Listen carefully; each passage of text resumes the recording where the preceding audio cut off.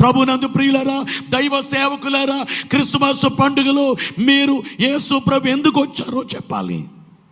అంటే ఎందుకు వచ్చారో, సిలువేయబడ్డానికి వచ్చారు. అందుకనే క్రిస్మస్లో సిలువను గురించి చెప్పకపోతే అది భయంకరమైన పాపం. సిలువను గురించి చెప్పకపోతే అది అన్యాయము. యేసు వచ్చారు.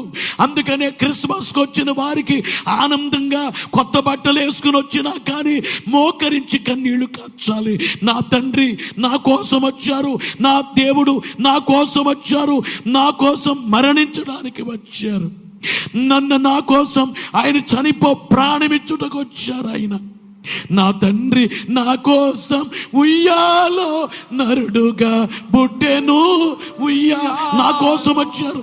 కనుక క్రిస్మస్ వచ్చినటువంటి వారికి నీ కోసం నా కోసం వచ్చారు, నీ కోసం నా కోసం చనిపోయారు, మరణించారు, ప్రాణమిచ్చారు.